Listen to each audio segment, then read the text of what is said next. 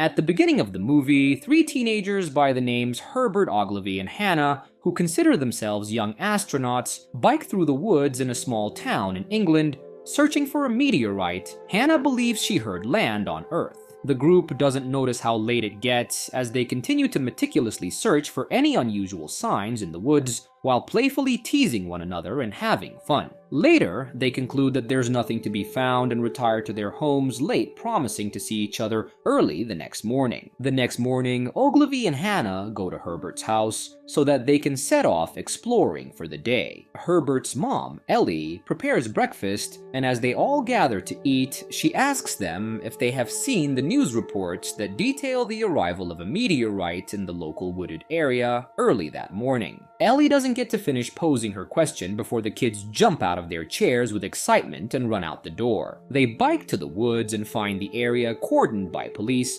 and packed with the local people who have gathered to get a look at the meteorite. And so they sneak through to the meteorite from the other side of the woods, as they know the area well, and find themselves past the police tapes and right next to the meteorite. However, upon examining it closely, they decided that it could not be a meteorite due to its shape and the fact that it was made of metallic material. Just as they discuss this, the metallic vessel opens and they find themselves facing a creature that seems to sprout appendages from all its sides, which it uses to stand on and elevate its view. They are shocked at what they see, but are interrupted by police who demand to know who they are and how they managed to get there. The kids try to run and escape, but the officer catches them. To get out of being imprisoned for trespassing, Hannah tells the officer that they're university students sent by their professor, Dr. Stint, who is a world-famous scientist who specializes in extraterrestrial beings, to study and report back on the nature of the vessel. They describe what they saw inside the vessel in detail, and he lets them go with a warning. The trio run out to the woods before the officer changes his mind, but is distracted as they hear a commotion behind them. They turn back to see that the alien creature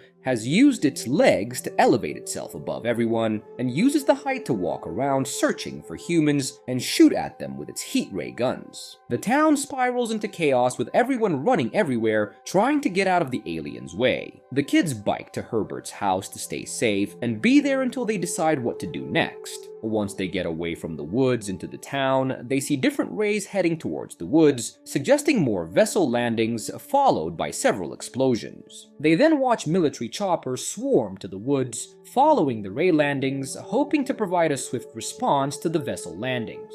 Inside Herbert's house, they turn on the TV to hear Dr. Stint and other experts on the matter admit that it's yet not clear what the Martian creatures want or what they're capable of, and the experts, together with the military personnel, advise everyone to stay put and to follow any developments on the TV and radio. Moments later, all the satellites of the country are compromised and TV goes out and phones stop working. So the friends decide to stay there until they hear of any new developments or know for sure what their next move is. A few hours later, they all fall asleep as they have been exhausted by the events of the day. Hannah wakes up and notices some kind of movement in the backyard. She wakes the boys up and they all go to check it out. Ogilvy screams at the source of the movement to reveal itself, and to their surprise, an exhausted and battered soldier comes out of the bushes. He introduces himself as artilleryman Lieutenant Ben Baxter and asks them to let him in for a bit as he needs some rest. The group welcomes him in. Once inside, Lieutenant Ben details that the tripod aliens wiped out all of his unit in the town. He details further that he survived as a result of sheer blind luck when he stumbles and falls into a ditch, leading him to miss the heat ray guns that wiped out all of his unit. Lieutenant Ben is so obviously shaken and has to take a moment for himself to gather himself and his thoughts. He then washes up and rests for a bit. Then the kids ask if they should start moving away to a safer place or stay there and wait for the military to handle the situation. Lieutenant Ben advises them to move as the military can in no way compete with the aliens at the moment. Then the lieutenant offers to contact fellow soldiers at the command post to assess the situation and decide which way to go. Herbert offers Lieutenant Ben an old walkie-talkie as all the satellites are shot down. The lieutenant uses it to reach out to the command post and gets in contact with Lieutenant Fred, who urges them to start moving as soon as possible as the aliens are moving closer to the town they're in and gives them suggestions to follow on their path. Lieutenant Fred also warns them to stay off petrol vehicles as the aliens are attracted to and alerted by the exhaust fumes. Lieutenant Ben offers to accompany the kids to Weybridge so that he can join other military units while the kids safely move to the neighboring town. Lieutenant Ben and the kids start their journey on a bike. Just as they step out of Herbert's house, they are shocked to see the alien attacking houses on the next block. They thank their lucky stars that they got out just in time and pedal away from the ensuing horror. After traveling some distance, the group makes it to Weybridge, where Lieutenant Ben meets fellow officers. He gets information from them that it's no longer safe for the kids to go to the neighboring town as the whole alien attack is progressing faster than expected, and so Lieutenant Ben arranges for them to leave for London, where there's been no alien sighting. They continue on their way and reach an army base a few miles later. There, many civilians wait to register and get a place on a boat headed to London, but Lieutenant Ben manages to secure one, only for them without much trouble, and tells them to get in it and wait for him while he gathers up some necessary equipment. But out of nowhere and unexpectedly, a tripod alien shows up shooting its heat ray guns and causing chaos. The military responds swiftly, and the alien is incapacitated on the spot. The desperate civilians cheer and celebrate this feat, only to be horrified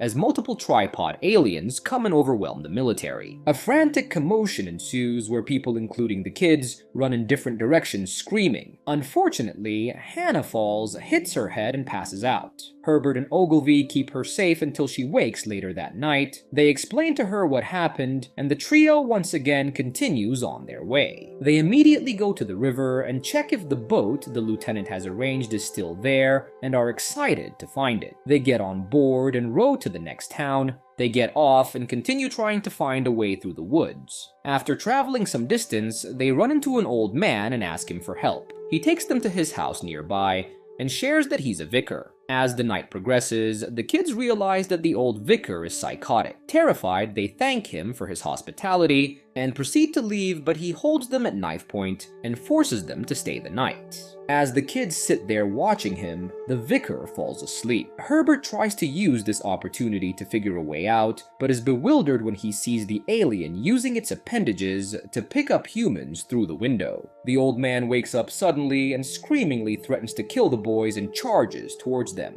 The alien who was nearby picks up on the sound of the vicar and comes for the old man. He breaks through the window and picks the man out and takes him. The kids are shocked and run out of the room and hide. The alien searches through the rooms of the house, hoping to find more humans, but barely misses them and leaves. The kids spend the rest of the night there, and by dawn receive a transmission on the walkie-talkie from Lieutenant Ben. He tells them his location, and they set out to meet him. They walk for a while and find the woods he described. They find Lieutenant Ben camped out alone. They're excited to see him, and the group discusses how they should move forward. Lieutenant Ben informs them that going to London is no longer an option, as there have been multiple alien landings there, and the civilians taken there have been transported to Belgium. The lieutenant adds that the aliens have stopped the killing with their heat guns, and instead are focused on collecting humans now. The group splits into two, with Herbert and Hannah proposing to go forward to London anyway and trying to figure out what the aliens want and why they have resorted to collecting humans, while Ogilvy and Lieutenant Ben counter, saying they should stay there and hide to survive the disaster. Herbert and Hannah convince the lieutenant to go to London, and Ogilvy is outvoted into joining them. And so the group proceeds to London, but once they get there, they are shocked to see the destroyed capital that has been taken over by the aliens and has no humans to be seen anywhere. They move closer and inspect the situation and see that the aliens seem to be concentrated in an area and keep circling it.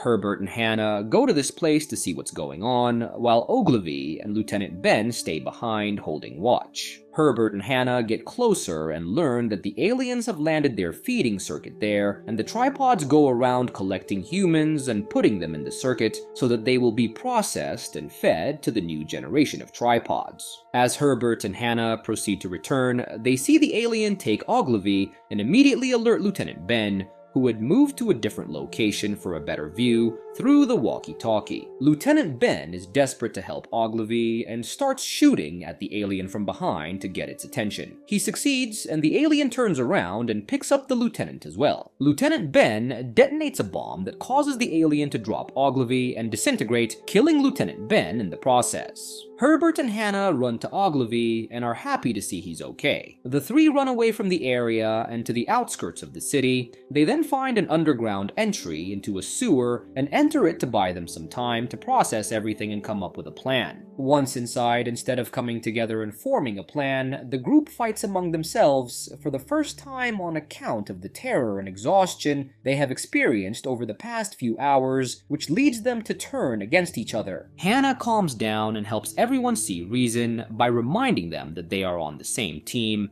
They then agree to spend the night in the sewers. The next morning they wake up and notice how quiet it has gotten. The shooting and explosions seem to have ceased, and so they slowly climb back out to the ground to find all the aliens seemingly passed out all over the city, but still no humans in sight. Thinking it's a trap, they probe the aliens from afar and realize they are indeed dead and their feeding circuit has shut down. Confused about what could have caused this, they walked around the city trying to find out any information they could. Then they see Dr. Stint approach with a couple of soldiers. They run towards to ask her what happened, and she explains to everyone's amazement that although the aliens were able to successfully defeat the highly equipped and advanced military of the nation, they couldn't deal with the microorganisms that live side by side with humans.